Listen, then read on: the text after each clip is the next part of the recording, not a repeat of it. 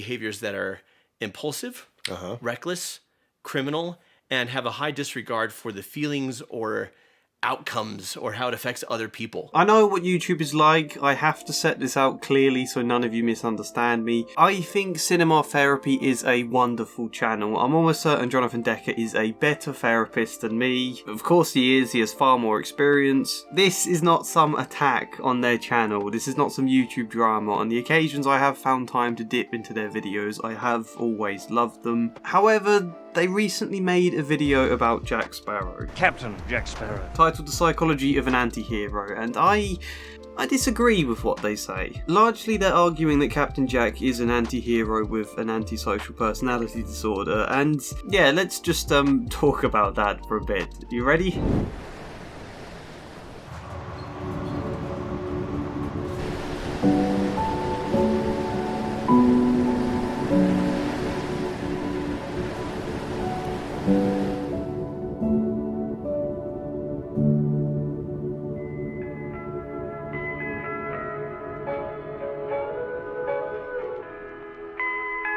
So let's deal with the point about the anti-hero first. Would we call him a hero? Anti-hero.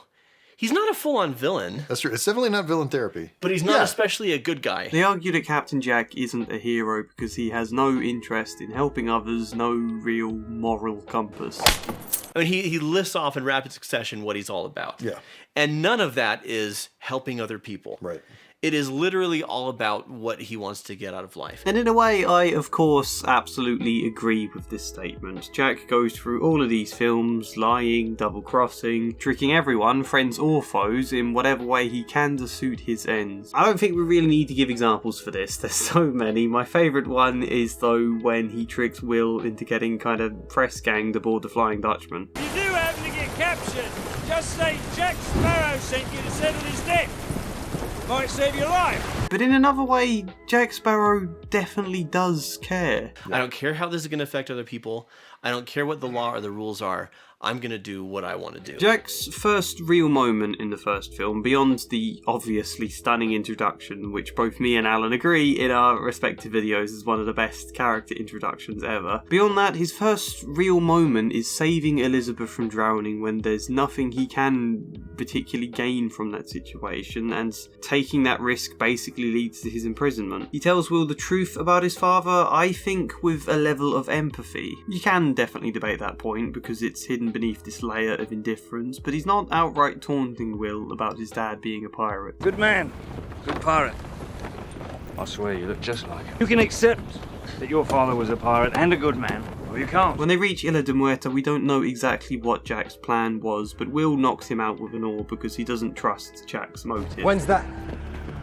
When it's of greatest profit to you. And he then leaves Jack behind to be captured by Barbossa, who then sails after the Interceptor, and wanting to save Elizabeth and Will from harm, Jack attempts to reason. What say we run up a flag of truce? I scurry over to the Interceptor and I negotiate the return of your medallion, eh? What say you to that? After Jack and Elizabeth are saved from being marooned by Norrington, Jack attempts to persuade Norrington to go off and save Will from the Black Pearl by tugging at his desire for reputation. Think about it. The Black Pearl.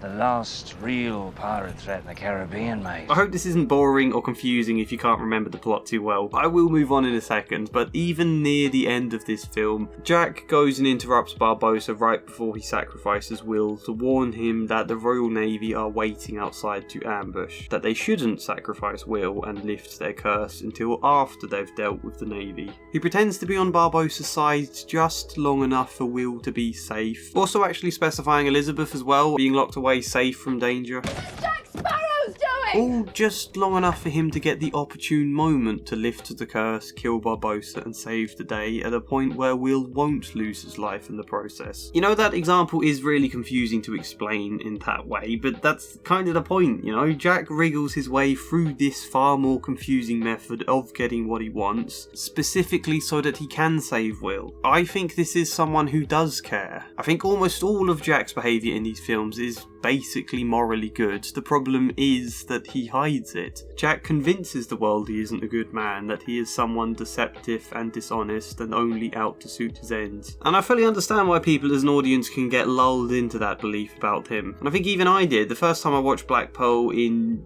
forever since I was a kid, I made a video about the film that kind of hints the same idea, but it's not the case. I think in this example with Barbossa, he acts in front of him as though he has no care whatsoever for Will. No, it's all by all means. Kill the Will. Just not yet. Wait to lift the curse. He builds all of his persuasion around the idea that he just wants the Black Pearl. Barbossa can have HMS Dauntless for himself, but of the Pearl... Name me captain. I'll sail under your colours. I'll give you 10% of me plunder, and you get to introduce yourself as Commodore. It's wonderfully written, really. The whole reason Jack Sparrow is able to persuade Barbossa not to kill Will here is precisely because of this reputation Jack has built up as someone who only cares about himself. If Barbossa thought for a second that Jack was trying to save Will, he wouldn't have fallen for this. So yeah, he believes all Jack ever really cares about is owning the Black Pearl, therefore this trick works. We're looking for this. And what it goes to. Yes, World Anvil are still sponsoring me. This is a company I genuinely love. I'm going to keep promoting and supporting them as long as I physically can. And all of you are going to listen intently. World Anvil is an online tool for world building, character creation, story planning and writing, campaign building and playing lots of different games. A load of useful stuff. I use it for my novel with the sprawling mess all of my world building turned into, and even just like, I was keen on my fictional town having a strong sense of community, so there was pages after page of who lives where, what do they think of their neighbours, where do they work, what are their opinions on local gossip. I don't know, a very big sprawling mess that World Anvil can really help to organise with hyperlinks, different categories, timelines. You can even completely build out of your own designed calendars. Again, with hyperlinks attached to other articles and a map to link the different timeline events too, if you fancy that. When there is so much detail, it is hard to remember it all, and having something like this to just quickly glance at and see what happens where and when becomes so damn handy. And there are other tools as well. I've not used all of them yet myself, but all the ones I have used are pretty straightforward. They do have lots of tutorials for how to use everything, but I've never needed to watch them. I've just figured it out myself pretty easily. There is a link in the description, and as a pinned comment there is the code TREE, which entitles you to 40% off any of their yearly subscriptions. And if you want to try it out first, they have a free version. Test that out for as long as you like first. Get familiar with World Anvil. You know, if you're interested, click the link.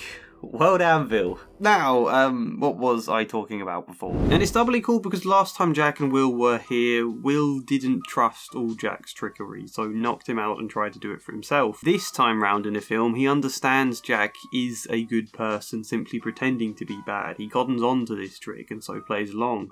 You've been planning this from the beginning. Ever since you learned my name. Yeah. He does this time and time again throughout the films. We actually see it in the second film right after he does have Will press ganged onto the Flying Dutchman. Davy Jones tells Jack one soul in exchange for his isn't enough. If Jack wants to be spared, he'll need more. 100 souls. 3 days. You're a diamond, mate. Again, Jack acts like he has no conscience around committing 100 humans to effectively slavery, because if he didn't act like that, Davy Jones wouldn't agree. Can you condemn an innocent man, a friend, to a lifetime of solitude in your name while you roam free? Yep, I'm good with it. In reality, Jack has absolutely no intention of condemning anyone to the Dutchman. He has simply negotiated 3 extra days to try and amass a crew, find the chest, and break this contract altogether. I think I've laboured this enough now. What's the bigger point? Jack Sparrow is a good man pretending he's not a good man? Yes, kind of. And doing just that gives him the ability to negotiate with villains and those who would otherwise probably just shoot him on sight, but why else? Well, there's a few points here. One is that Jack's backstory in the first film is this. Way back when he was captain of the Black Pearl, eager to find this ancient treasure, his first mate Barbossa suggests to him that it's only fair he divulges the location of the treasure to all of the crew, because they're all in equal shares, to which Jack agrees he wants to be fair, except the second Barbossa finds out the location, he carries out a mutiny and maroons Jack alone on an island to die. I think the kind of lesson he would take from that experience is A, be careful who you trust with information. All throughout the films he is very mysterious and doesn't divulge every detail to everyone until he considers it the right moment, and B, a good man is a predictable man, also probably a less appealing one to a bunch of already double-crossing pirates. That's not the kind of man that a lot of these characters want as their leader here. And so yes, for future safety, Jack is very careful to hide his motives and his empathy beneath the image of a self-serving pirate, and also this massively crucial deleted scene from the third film. I mean, some of this scene is in the film, but it was an absolute tragedy that these lines were cut. We had a deal, Jack. I contracted you to deliver cargo on my behalf. You chose to liberate it.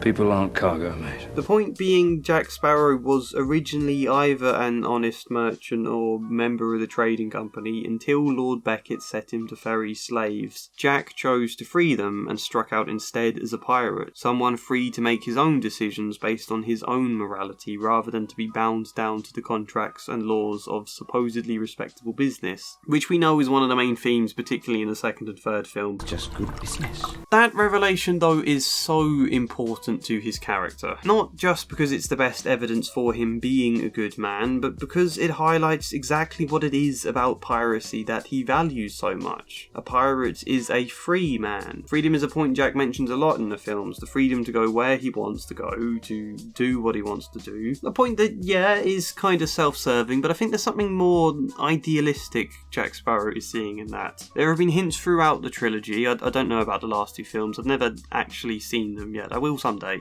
But in the trilogy there have been a lot of hints about the horrors of British colonialism, and as a contrast, piracy in these films tends to represent a freedom, an absolute freedom, sort of. He says in the first film, The only rules that really matter are these. What a man can do and what a man can't do. meaning there are no laws to bind a person, and as such you end up then either with people who lack all morality, people who are cruel, which Barbossa often is. So is Davy Jones. Many of the scenes are deliberately made kind of scary and dark to showcase what a lack of laws can mean. But on the other hand, and I think the way Jack Sparrow tends to see it, is just because there are no laws doesn't mean people have no morality. Ideally, most people would still show some level of compassion and moral compass, which, in Jack's example, he can follow much more accurately as a pirate than as a lawful man. So I think piracy seems to be both of those things in these films, and the horrible muddle that happens when those two sides meet in the middle and you end up with a bunch of unrestrained, impulsive people squabbling or double-crossing each other all the time. Even their own pirate code and the Brethren Court has them literally descend into fighting each other. And Tortuga, Tortuga is kind of the home of the pirate way of living in these films. Absolute chaos. In reality, I think living there would be awful, traumatizing, but in these films it's played as a kind of merry and fun thing, which does show a disconnect there, I guess. Probably for the sake of making it more fun and enjoyable, but I also wonder if that reveals anything about Jack Sparrow. I am veering off into a tangent right now, aren't I? I was just trying to say, Jack Sparrow seeks a somewhat good, somewhat idealistic way of living in this world of piracy. It isn't as ideal as he hopes, it's not this wonderful, perfect freedom, but he would rather contend and navigate with the double-crossing, the sometimes dark horrors of its flaws, then give up on that dream of freedom and return to the world of Cutler Beckett. Jack will be free, a privateer in the employ of England. Somehow I doubt Jack will consider employment the same as being free. In that sense, I think deep down, piracy isn't so much about personal gain for Jack. It's about this idea of the freedom to follow his own moral compass and live by his own standards. An idea that the Black Pearl kind of becomes a symbol for in his eyes. That's what I'm thinking here. And if I am right about that, then his arc in these films isn't about learning to sacrifice personal gain in order to help others, because he was already kind of doing that from the beginning. So what is his arc instead? A very very good question, and I'm interested to hear your thoughts in the comments on this, because I might be wrong, this is off the top of my head now, but I think he doesn't really have an arc. Jack Sparrow ends the third film exactly where he began the first one, stuck in Port Royal without his ship because Barbossa has mutinied against him, and he is now heading out with his compass to get it back. This is what Jack's all about, the freedom of a good old-fashioned adventure, which again isn't not about self-serving personal gain. I think it's about the excitement of getting lost in it, the thrill, the chance for mad exploration where Jack can use his wonderful ability for impulsive, spontaneous thinking so effectively. All of that kind of way of living is slightly idealised in these films for thematic reasons, but they're also probably idealised in Jack's brain too. It's an escape, essentially. Yeah, when things are serious, Jack Sparrow will do the good and right thing. He might try to hide that empathetic side, he might even try to deny it to himself, I don't know. Caught in a world that most definitely does not champion sensitivity and compassion, perhaps he would try to suppress it. And yes, he certainly plays up to his own bravado, deliberately wanting to act a bit mad and unpredictable and confusing to others. Me, I'm dishonest. And a dishonest man you can always trust to be dishonest. Honestly. It's the honest ones you want to watch out for. But when the people he cares about aren't in life-threatening danger, when life is more ordinary, I think he wants to escape all the burden of sometimes dull, sometimes serious living in place of this thrill. In place of getting drunk on rum, miles away from anything with nothing but the wind and a magical compass to guide you. It is definitely worth making mention of just how much rum Jack Sparrow drinks.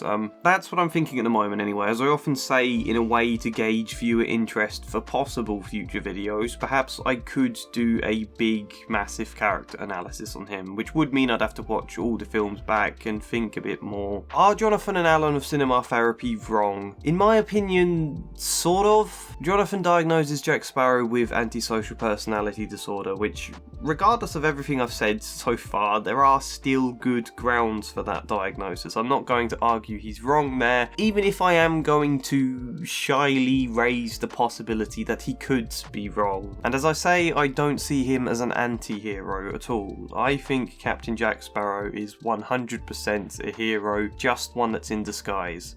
And that's my opinion. What is your one, dear viewers?